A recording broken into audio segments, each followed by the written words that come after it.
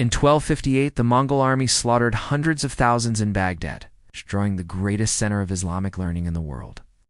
The waters of the Tigris River reportedly ran black with ink from destroyed books, then red with blood. The Mongols seemed like the ultimate enemies of Islam. Yet within just 50 years, these same conquerors would bow in prayer facing Mecca. The descendants of Genghis Khan would become some of Islam's most devoted defenders. This is the story of one of history's most unexpected transformations. How the Mongols went from Islam's destroyers to its protectors. Music to understand this transformation. We need to start in the steppes of Mongolia in the early 1200s. Here the Mongols lived as they had for centuries, as nomadic herders moving with their animals across vast grasslands. The Mongols practiced a form of shamanism that perfectly suited their lifestyle. Shamanism is a spiritual practice where certain individuals, shamans, can communicate with the spirit world through trance states, rituals, and ceremonies. Think of shamans as bridges between the human world and the supernatural realm. At the center of Mongol spiritual belief was Tangri, the eternal blue sky. Tangri wasn't just a god in the way we might think of gods today. Tangri was the supreme cosmic force, the consciousness of the sky itself, eternal and all-powerful. Here a third of they saw the world as filled with spirits, in nature, in rivers, mountains, and forests. This religious worldview was remarkably tolerant. The Mongols believed that all religions contained some truth and honored the same ultimate divine power in different ways. This wasn't just philosophy, it was practical. As nomadic people who traded and interacted with many cultures, religious tolerance made good sense. When Genghis Khan began building his empire in the early 1200s, he codified this tolerance into law. The Yasa, his legal code, explicitly protected religious freedom. Priests, monks, and religious leaders of all faiths were exempt from taxes. Churches, mosques, and temples were protected. Religious persecution was prohibited. Now, this was the Mongol way. Pragmatic, tolerant, and focused on what worked rather than adhering to dogma. Their empire stretched from Korea to Hungary, encompassing Buddhists, Christians, Muslims, and many others. And it seemed to work perfectly well. But as the Mongol Empire expanded, particularly into Central Asia and the Middle East, this comfortable arrangement began to face challenges. The problem was that the Mongols now ruled vast territories where Islam was the dominant faith. Cities like Samarkand, Bara, and eventually Baghdad were not just military conquests. They were complex urban societies, with established administrative systems all built around Islamic law and culture. The Mongols were brilliant warriors and strategists. Yet they remained essentially nomadic people. They lacked the bureaucratic systems needed to govern these sophisticated urban civilizations. They needed administrators, tax collectors, judges, and scribes. And the educated class in these regions was overwhelmingly Muslim. So, the Mongols made a practical choice. They employed Muslim administrators to run their empire. Persian bureaucrats became essential to Mongol governance. Muslim merchants managed trade networks. Islamic scholars served as diplomats. It's created an interesting situation. The Mongol Khans sat at the top of the power structure, but they were surrounded by Muslim advisors, administrators, and servants. Their children were often raised by Muslim nurses. Muslim merchants had their say regarding trade policy. Persian became the administrative language of much of the empire, even in Mongolia itself. Yet the Khans themselves remained shamanists. Hulagu Khan, who destroyed Baghdad, still consulted his shamans before major decisions. His wife Das Khatan was actually a Notorian Christian. Religious diversity remained the official policy. But over time the Mongol rulers began to realize something. While religious tolerance was admirable, it created a disconnect between them and their subjects. Most of the population they ruled was Muslim.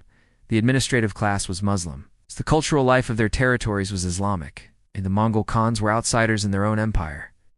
The Mongol Empire was divided into 4 Kates. The turning point came with Berke Khan, the ruler of the Golden Horde, the Mongol Kate that controlled Russia and the western steppes. Berke converted to Islam around 1252, becoming the first Mongol Khan to do so. Berke's conversion was partly personal conviction and partly political calculation. He had been exposed to Islam from a young age through Muslim merchants and scholars. But he also saw that converting would win him support from the Muslim population of his territories, and strengthen his legitimacy as a ruler. More importantly, Berke's conversion created a split in the Mongol world. When his cousin Hulagu sacked Baghdad in 1258 and killed the Abbasid caliph, Berke was outraged.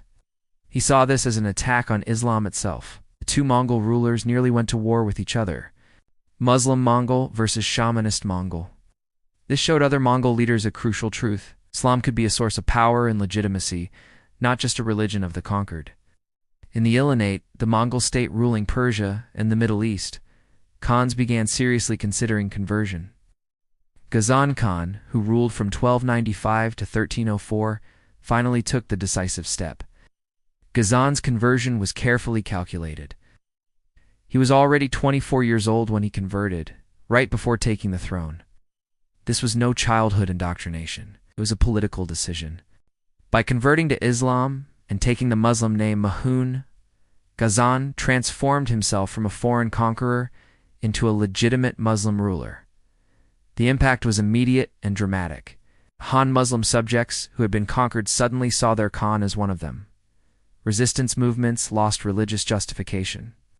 The administrative class became even more loyal and effective. Ghazan was no longer ruling against the grain of his society. He was ruling with it. Ghazan made his conversion public and emphatic. He ordered the construction of mosques. He gave generously to Islamic institutions. He proclaimed that the ilkhanate was now a Muslim state. Converting to Islam created new challenges for the Mongol rulers. They had to balance their new faith with their Mongol identity and traditions. They had to navigate the complex politics of the Islamic world, and they had to deal with resistance from traditional Mongols who saw conversion as a betrayal. Ghazan's rule demonstrated these tensions. He adopted Islamic law, the Sharia, but he also kept elements of the Yasa, the Mongol legal code. He built mosques, but also maintained Mongol military traditions and administrative practices. He was trying to be both fully Muslim and fully Mongol. It wasn't always easy. This transformation raises a fascinating question. Did the Mongols conquer the Muslim world, or did the Muslim world conquer the Mongols? The answer isn't simple because while the Mongols adopted Islam, they also changed it in significant ways. By the mid-13th century, the transformation was largely complete. The major Mongol Kates were Muslim states, Golden Horde, the Ilkhanate, and eventually the Chagatai. Khanate had all embraced Islam as the state religion. But this wasn't simply the Mongols submitting to Islamic civilization. Instead, they created a unique synthesis, Mongol Islamic culture, that combined elements of both traditions. The synthesis they created would have a lasting influence in Central Asia. The fusion of Mongol military tradition with Islamic culture became the norm. When Timur, known as Tamurlane, built his empire in the late 1300s, he claimed descent from Genghis Khan and presented himself as both a great conqueror in the Mongol tradition and a defender of Islam. The Mongols had found what they were searching for, a way to be both conquerors and legitimate rulers, both Mongols and Muslims. They had bridged the gap between their nomadic heritage and the urban civilizations they ruled. But this transformation came at a cost. The old Mongol religious tolerance was largely abandoned. The shamanism that had guided the early Mongols faded away. The religious diversity that had characterized the early empire gave way to Islamic orthodoxy in most regions. Many traditional Mongols felt they had lost something essential to their identity. The synthesis of Mongol and Islamic culture was rich, but it was no longer purely Mongol. The descendants of the warriors who had conquered the world now followed the religion of those they had conquered. There was also the cost of religious conflict. Muslim Mongols fought against Buddhist Mongols. The Golden Horde warred with the ilkhanate partly along religious lines.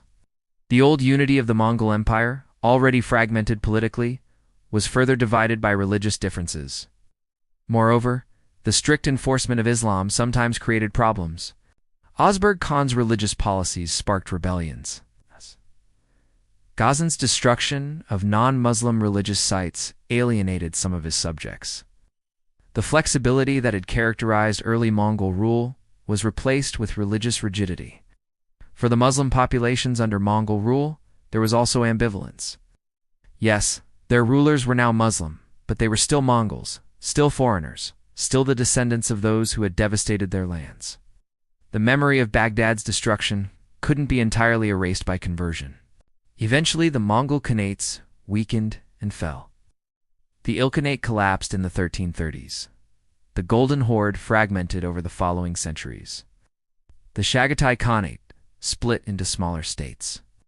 The great Mongol Empire that had once stretched across Eurasia was no more, but the Mongol Islamic synthesis survived. In Central Asia, it became the foundation of new states and empires. The Tamur Empire, the Yusuzbek Kates, and eventually the Mughal Empire of India all claimed Mongol heritage while being thoroughly Islamic in culture and religion. In the Mongol homeland itself, Mongolia, the story was different. There, Islam never took permanent root.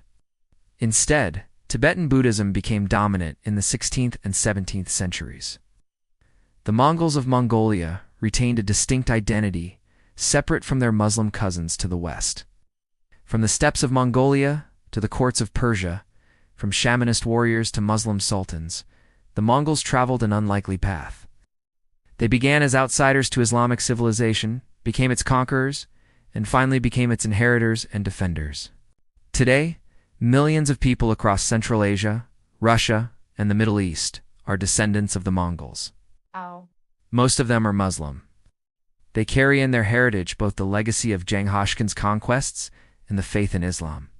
That combination, warrior tradition and Islamic civilization, shaped the history of a vast region and continues to influence it today. The Mongols' journey from destroyers to defenders of Islam is one of history's most remarkable transformations. It reminds us that cultures are not fixed, that identities can evolve, and that yesterday's enemies can become tomorrow's believers.